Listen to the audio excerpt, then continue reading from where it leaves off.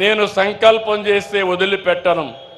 నా పట్టు ఎప్పుడు ఏదైతే ఉడుము పట్టే చేసి చూపిస్తానని మీ అందరికీ హామీ ఇస్తున్నా.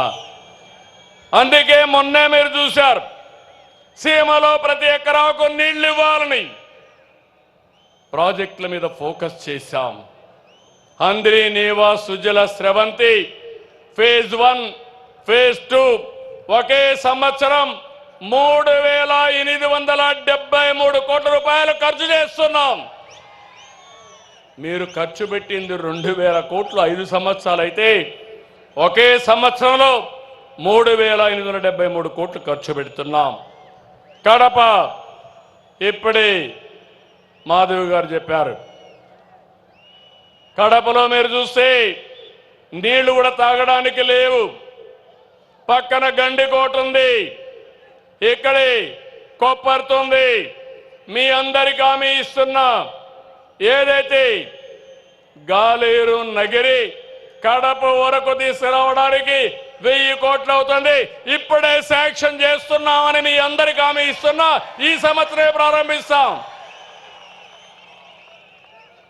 ఇవన్నీ తీసుకొచ్చి రాయలసీమని హార్టికల్చర్ హబ్గా నిర్మాణం చేస్తాం.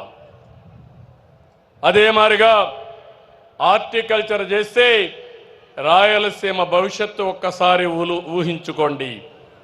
ఇంకో పక్క గండికోట, ఏపీ గ్రాండ్ కెనియన్, దీన్ని బెస్ట్ టూరిజం స్పాట్గా చేస్తాం. నేను వచ్చినప్పుడు చెప్పాను, కృష్ణదేవరాయల విగ్రహం 100 అడుగుల విగ్రహం పెడతా అన్నా, అది కూడా శాంక్షన్ చేస్తున్నాం, పని ప్రారంభిస్తామని మీ అందరికీ హామీ ఇస్తున్నాం.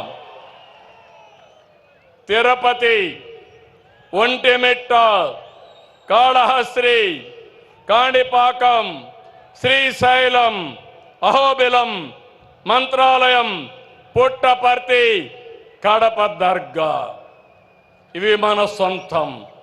ఇవన్నీ కూడా అనుసంధానం చేసి బ్రహ్మాండమైన టూరిజాన్ని నేను ప్రమోట్ చేస్తానని చెప్పి కూడా నేను మీ అందరికీ తెలియజేస్తున్నా.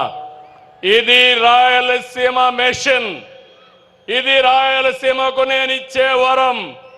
రాయలసీమ రాబోయే రోజుల్లో రాళ్లసీమ కాదు, పేదరికం ఉండదు, రాష్ట్రానికి ఒక మణిహారంగా తయారు చేసే బాధ్యత నాది.